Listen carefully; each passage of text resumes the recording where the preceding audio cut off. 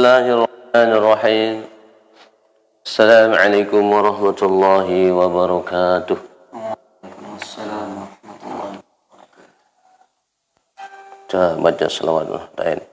Bismillahirrahmanirrahim. Allahumma inna nas'aluka bika an tusalli wa tusalli ala sayyidina wa ala sairil anbiya'i wal mursalin wa ala alihi wa sahbihim ajma'in wa an tu'ammira nahdu talbatan wa nahdu banati bi furu'ihima ila yaumiddin.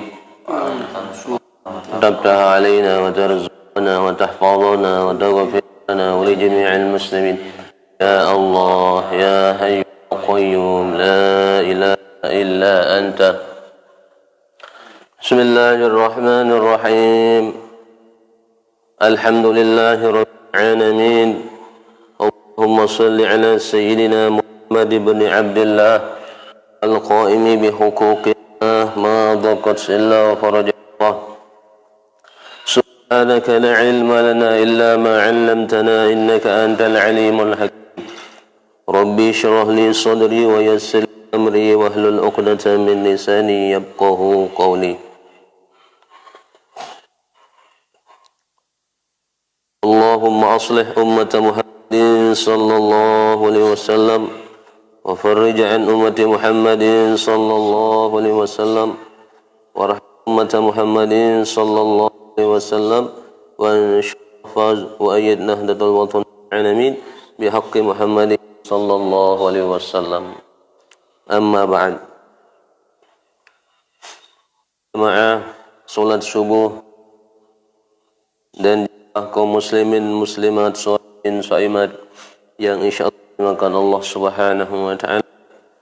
Kembali kita bersyukur kepada Allah Subhanahu wa taala, sama-sama melapas alhamdulillahirabbil alamin. Nikmat yang telah diberikan oleh Allah Subhanahu wa taala, nikmat sehat, nikmat kesempatan sehingga kita merasa bisa kita laksanakan salat subuh secara berjamaah, dan mudah-mudahan Allah Subhanahu wa taala menerima amal ibadah kita. Amin. Selanjutnya kita membaca selawat. Allahumma shalli ala sayyidina Muhammad wa ala ali sayyidina Muhammad. Mudah-mudahan selawat yang kita baca, mudah-mudahan Allah Subhanahu wa taala, kita bertawassul kepada Rasulullah sallallahu alaihi wasallam, semoga selawat yang kita baca akan menjadi asbab kita mendapatkan syafaat inna Rasulullah sallallahu alaihi wasallam. Saudara-saudara kaum muslimin jamaah salat subuh insyaallah makan Allah Subhanahu wa taala, majelis yang mulia ini saya akan menyampaikan sedikit kronologis sejarah turunnya surah Al-Qadar fi lailatul qadri wa ma adraka ma lailatul qadr. Lailatul Qadri khairum min al-syahrin. Apa sih kronologis, apa sih sejarah turunnya surah Al-Qadar ini? Jadi banyak riwayat di dalam kitab menjelaskan tentang sejarah turunnya surah Al-Qadar. Di antaranya di dalam kitab Mukasyafatul Qulub karangan Imam Ghazali rahimahullah. Kemudian di dalam kitab Qisasul Anbiya, dan di dalam kitab Mukasyafatul Qulub karangan Imam Al-Ghazali rahimahullahu ta'ala. Jadi disitulah dijelaskan tentang ada seorang nabi yang bernama Nabi Sam'un Al-Ghazi, dikenal, dijuluki dengan nama Nabi Samson. Jadi itu julukannya, Nabi Samson. Jadi Nabi Sam'un Al-Ghazi ini, Nabi Sam'un Ghazi alaihissalam, ini adalah dari keturunan Bani Israel yang diutus ke bangsa Romawi. Nabi Sam'un Al-Ghazi ini adalah terkenal kuatnya luar biasa, sehingga mukjizatnya bisa melunakkan besi, kemudian bisa meruntuhkan istana yang ada di istana Raja Israel. Jadi dikisahkan, diriwayatkan bahwa Nabi Sam'un al-Ghazi ini pernah mau dibunuh oleh istrinya. Karena apa? Karena begitu kuatnya Nabi Sam'un al-Ghazi ini. Banyak musuh-musuhnya, hampir 1000 musuh dari kafir, semuanya penuh dengan Nabi Sam'un al-Ghazi. Sehingga berbagai macam cara Raja Israel beserta kaumnya ingin membunuh Nabi Sam'un al-Ghazi ini, tapi tidak bisa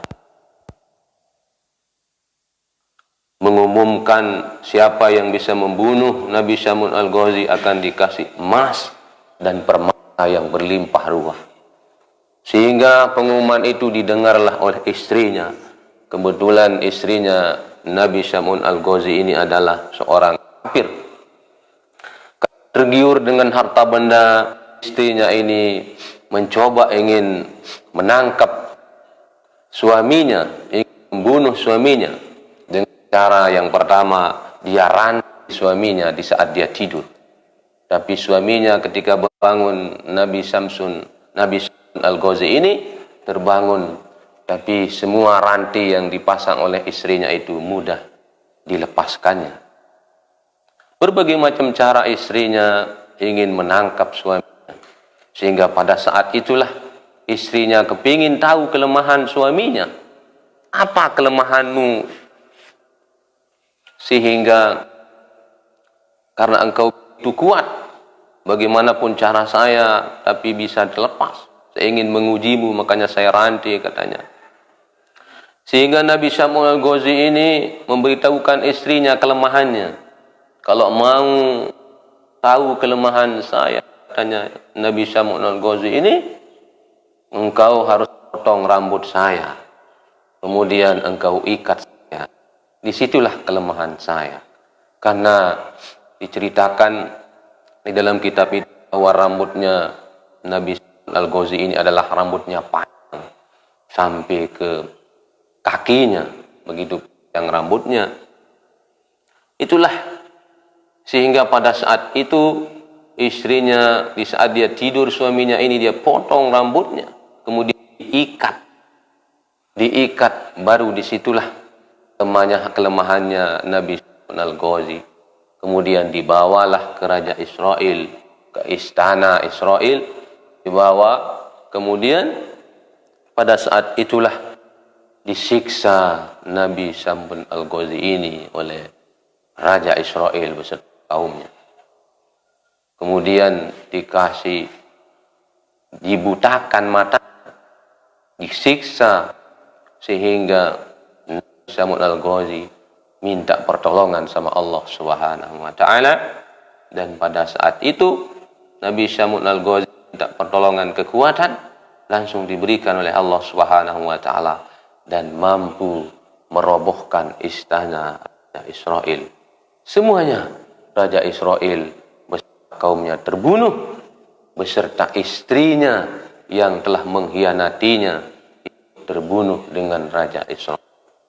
Itulah cerita bahwa Nabi Sam'un al-Ghazi ini begitu kuat. Cerita ini diceritakan oleh baginda Rasulullah SAW ketika Nabi Muhammad SAW berkumpul dengan para sahabatnya. Kemudian beliau pada saat itu dalam keadaan tersenyum. Apa yang membuat engkau tersenyum ya Rasulullah? Pertanyaan para sahabat.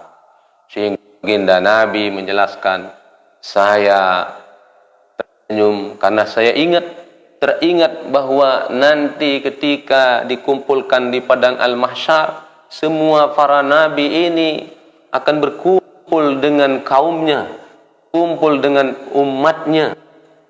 Masing-masing semua nabi ini membawa umatnya masuk ke dalam surganya Allah Subhanahu wa Ta'ala.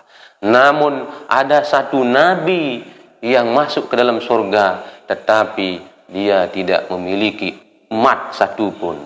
Itulah Nabi Sam'un al-Ghazi.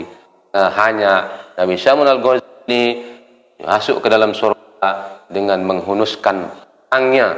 Pedangnya itu adalah dibuat dari gerakan unta. Itulah sebabnya terkuat Nabi Syamul Ghazi ini adalah kuatnya karena pedangnya dibuat dari geraham unta. Yang dibawa masuk ke dalam surga tidak memiliki umat. Jadi itulah riwayat yang diceritakan oleh baginda Rasulullah SAW, menceritakan para sahabat yang sedang kumpul pada saat itu. Itulah bahwa Nabi Syamul Al-Ghazi ini ketika dia disiksa oleh semua, termasuk Raja Israel serta kaumnya itu, dan saat itu minta pertolongan Allah SWT, mampu merobohkan istana Raja Israel. Situlah beliau bersumpah di hadapan Allah Subhanahu wa taala, bersumpah dengan cara saya akan berjuang, beribadah, berjuang di jalan Allah selama 83 tahun. Itulah sebabnya cerita ini diceritakan oleh baginda Nabi kepada para sahabatnya. Para sahabat itu tertarik, kepingin berjuang beribadah selama 83 tahun. Disitulah diusulkan oleh para sahabat, saya ingin beribadah seperti Nabi Syamul Al-Ghazi ya Rasulullah. Dan saat itulah turunlah surah Al-Qadar. Inna anzalnahu fi lailatul qadr wa ma adraka ma lailatul qadr. Lailatul qadri khairum min alfi syahrin. Itu riwayat sebagian ulama di dalam Mukasyafatul Qulub sebab turunnya surah Al-Qadar. Di dalam kitab yang lain dijelaskan juga di tafsir Jalalain dari Imam Ibnu Jarir radhiyallahu an. Jadi bahwa beliau menceritakan ada seorang dari kalangan Bani Israel beribadah, malamnya itu beribadah sepanjang malam sampai terbit fajar, sedangkan paginya, siang dia berjuang fisabilillah, berjuang di jalan Allah Subhanahu wa taala, sehingga tertariklah umat Rasulullah sallallahu alaihi wasallam kepingin beribadah seperti umat-umat terdahulu. Tapi baginda Nabi mengatakan bahwa jadi engkau cukup beribadah, dan disitulah beribadah di bulan Ramadan, disitulah asbab turunnya surah Al-Qadar, inna anzalnahu fi lailatul qadr. Kemudian yang selanjutnya di dalam kitab ini juga dijelaskan di dalam kitab Taharatul Qulub karangan Syekh Abdul Aziz Ad-Daraini. Jadi dijelaskan bahwa ruwiya fi sahihi anna Rasulullah sallallahu alaihi wasallam, diriwayatkan dalam hadis yang sahih bahwasanya Rasulullah sallallahu alaihi wasallam diperlihatkan oleh Allah Subhanahu wa taala a'marun nasi qablahu, umur manusia sebelumnya, faka'annahu taqasara a'mara ummatihi, maka sesungguhnya umur umatnya itu ketika diceritakan, diperlihatkan oleh Allah Subhanahu wa taala umur manusia sebelumnya, baginda Nabi memikirkan tentang umur umatnya yang alla yablughu minal amali mislul ladzi balagha ghairuhum fi tulil umur, yang di dalam pikirannya baginda Rasulullah sallallahu alaihi wasallam umur umatnya tidak akan sampai seperti umat terdahulu, tidak akan sampai bahwa umur umatnya itu pendek, semakin pendek dengan diperlihatkan oleh Allah SWT umur umat terdahulu, bahwa umatku semakin pendek umurnya, tidak sama seperti umur umat terdahulu. Sehingga Allah Ta'ala Lailatul Qadri, Allah Subhanahu wa taala memberikan Lailatul Qadar khairum min alfi syahrin, yang lebih baik dari 1000 bulan. Mana yang dimaksud dengan 1000 bulan itu? Wa alfu syahrin itu maksudnya salasun wa samanuna sanatan. Yang dimaksud dengan 1000 bulan itu adalah 83 tahun. Itulah ukuran dari 1000 bulan. Jadi kalau orang beribadah di bulan Ramadan, di malam Lailatul Qadar, maka dia seolah-olah diberikan oleh Allah Subhanahu wa taala pahala 1000 bulan, lebih baik dari 1000 bulan, dan standar 1000 bulan itu adalah 83 tahun. Itulah yang dijelaskan oleh Allah Subhanahu wa taala dalam kitab ini, inna anzalnahu fi lailatul qadri, yakni Al-Quran anzala minal lauhil mahfuz ila sama'id dunya fi lailatul qadar, yaitu Al-Quran itu adalah diturunkan dari lauhil mahfuz ke langit dunia pada malam Lailatul Qadar. Kemudian summa nazala mufaqqan ala Nabi sallallahu alaihi wasallam, kemudian turunnya Al-Quran itu dari Baitul Izzah ke atas dunia ini dengan mufarraqan, dengan secara beransur-ansur, terpisah-pisah. Jadi itulah turunnya, tapi secara keseluruhan bahwa turunnya dari Lauhil Mahfuz ke Baitul Izzah itu adalah jumlun wahidah, secara keseluruhan, secara 30 juz itu turun dari Lauhil Mahfuz ke Baitul Izzah. Di sinilah bahwa hikmah orang beribadah di malam Lailatul Qadar, saudara-saudara kaum muslimin, jamaah salat subuh yang insyaallah dimakan Allah Subhanahu wa taala. Kemudian di dalam kitab ini dijelaskan bahwa tanazzalul malaikatu warruhu fi. Jadi Allah Subhanahu wa taala menurunkan para malaikat yang dipimpin oleh malaikat Jibril. Ar-ruh di sini maksudnya ar-ruhna Jibril alaihi salatu wasalam. Qala Ibnu Abbas radhiyallahu anhu, bahwa Ibnu Abbas radhiyallahu anhu menjelaskan bahwa iza kanat Lailatul Qadri, apabila malam Lailatul Qadar itu datang, Allah Ta'ala Jibril alaihi salatu wassalam, jadi Allah Subhanahu wa taala memerintahkan Jibril alaihi salatu wassalam ayanzala ilal ardi, turun ke atas dunia ini, fayanzilu wa ma'ahu sab'una alfa malakin, turunlah jadi malaikat Jibril bersama para malaikat yang lain dengan berjumlah 70.000 malaikat yang turun pada malam Lailatul Qadar. Ini ya dijelaskan sebagian ulama, menjelaskan di dalam kitab Thaharatul Qulub karangan Syekh Abdul Aziz Ad-Daraini. Semoga kisah ini, cerita ini membawa manfaat untuk kita semua. Itulah kronologis sebab turunnya surah Al-Qadar yang begitu mulianya di bulan Ramadan ini. Di 10 terakhir ada malam Lailatul Qadar. Jadi alhamdulillah, dari malam sudah kita masuk kepada malam yang ganjil, dan kita kejar lagi di malam-malam selanjutnya. Mudah-mudahan kita bisa beribadah dengan sungguh-sungguh ikhlas karena Allah Subhanahu wa taala. Mudah-mudahan ibadah kita pada malam-malam Lailatul Qadar, mudah-mudahan kita mendapatkan khairum min alfi syahrin, lebih baik dari 1000 bulan. Semoga ada manfaat untuk kita semua. Marilah berdoa, semoga amal ibadah kita, puasa kita, salat kita, solat sunnah kita, mudah-mudahan diterima dan diridhai Allah Subhanahu wa taala. Demikian yang dapat saya sampaikan. Mudah-mudahan ada barokah. Terima kasih atas perhatiannya. Allahumma muwaffiq wal hadi ila sabilir rasyad. Assalamualaikum warahmatullahi wabarakatuh.